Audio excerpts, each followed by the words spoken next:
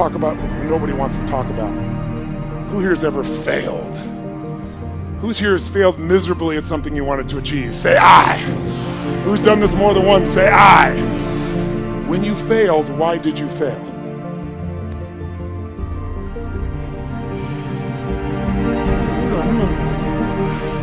Why are you suddenly tongue-tied?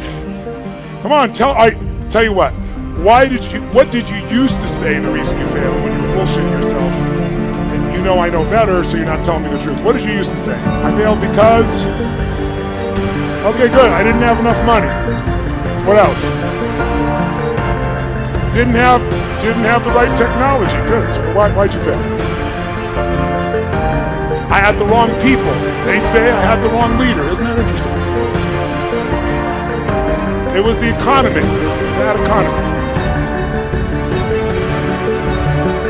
Not enough time. Didn't have enough time. Now, I asked this question for the first time about 7 years ago. I was at this place called TED. Anybody watching those TED videos? And TED didn't have a website or anything at that stage. It was a very small program. It was done for about 800 people in Silicon Valley. Most of them billionaire investors, the founders of Yahoo, the founders of Apple, the founders of a whole series of companies. And I was brought in, and they say you got 18 minutes, which my shortest seminar is 4 fucking days. So I'm like, you gotta be kidding me.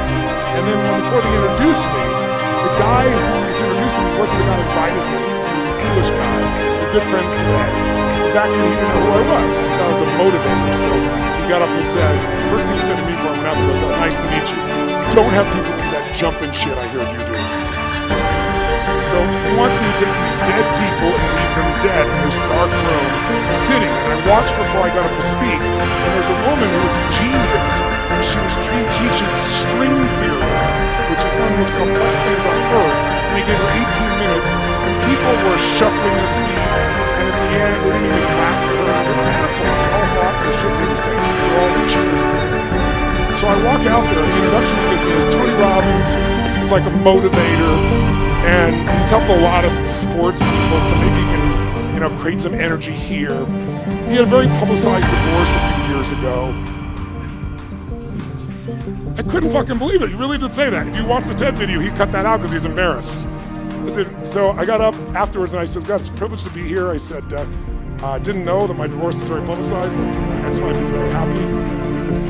She has tens of millions of dollars, but I didn't come about that. I came to serve you.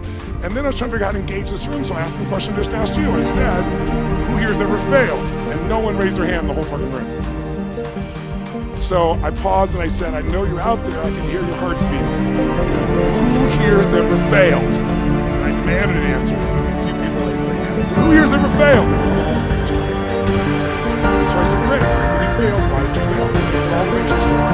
Didn't have enough time. Didn't have the right technology. Didn't have the money. Didn't have the contacts. Had the wrong people. People said they were the wrong leader. And then was a voice in the darkness, although it was pitch black. Says, I didn't have enough Supreme Court justices. I look down and it's Vice President Al Gore, who you probably don't know much about American politics, but he and Bush Jr., they tied, basically, and had to go to a Supreme Court to decide who's going to be in the office. And when he said that, we were in Northern California, which is all Democrats, who have been supporters of it. They all stood up and gave him a standing ovation. I said this. And when I stopped the standing ovation, I said, that's one way to try to explain why you didn't become president of the United States. But I wouldn't say it's an accurate one. And there was this pause. And I said, because let's just do this logically.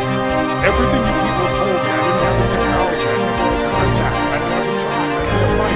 Everything you told me, I didn't have enough Supreme Court justices. Those are resources. And so you're telling me I failed because I didn't have the resources. And I'm going to tell you what you already know. Resources are never the problem. It's a lack of resourcefulness. Because the ultimate resources are emotional states. If you're creative enough, can you find the answer, yes or no? If you're determined enough, can you find the breakthrough, yes or no?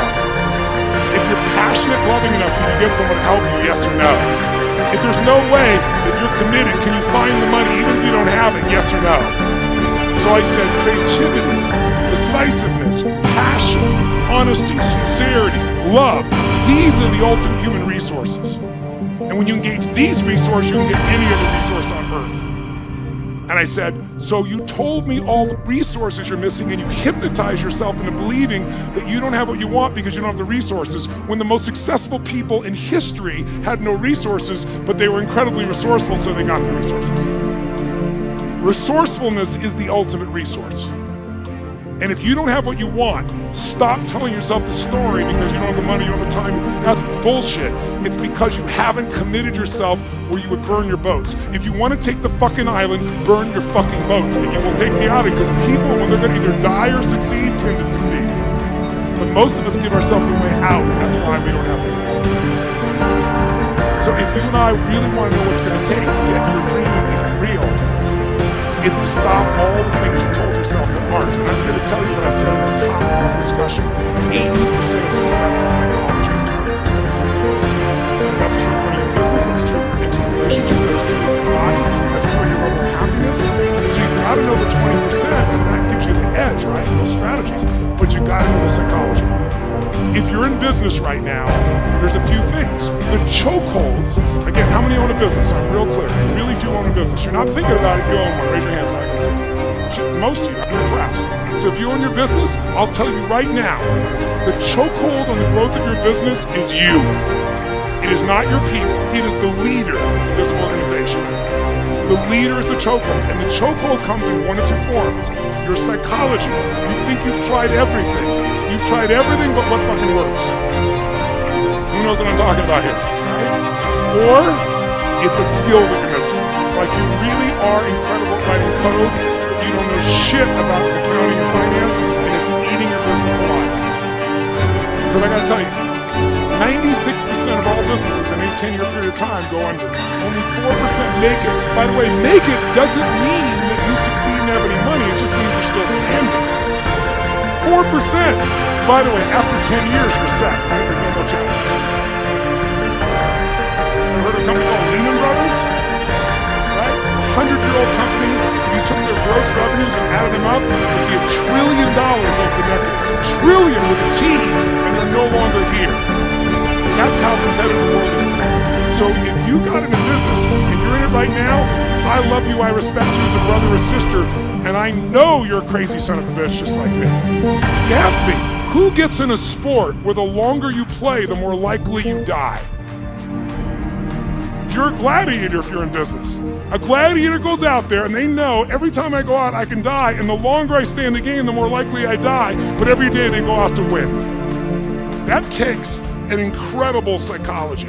But in that psychology, we bump onto limits, and that's what you gotta shift. And if your psychology is solid, then you gotta say, where are the skills I'm missing? Because that's equally important.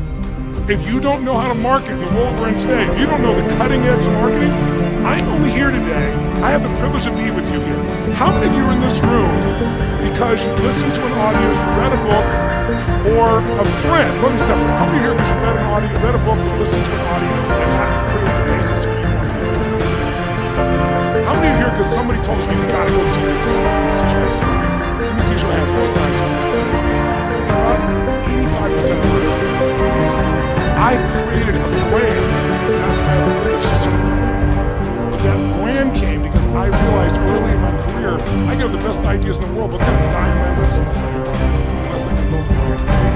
It is the most important thing today because the world is made up of commodities. The world is so competitive. If you're a commodity, if you're a race to the lowest price, you will be out of business within 10 years, probably more like 2 months. You have to have something that separates you from everybody else on earth, and until you find out that something, you will be stressed and you will be struggling. Everybody has it or anybody can create it. That's my expertise. My companies, they started with zero, and more than 5 billion with a B per year in my companies. But how the fuck did you do that? That's not even your focus. Well, thank you very much. I appreciate it. All the things I know right now, if I only knew back then. Yes! I appreciate the pause, but I'm not telling you for that reason. I want you to get, I was never even out to be successful in business. I had a mission, but I realized I have to master business or that mission is going to die. And you got to get that too. Because otherwise you're going to be one of the many who work your ass off and not have what you deserve.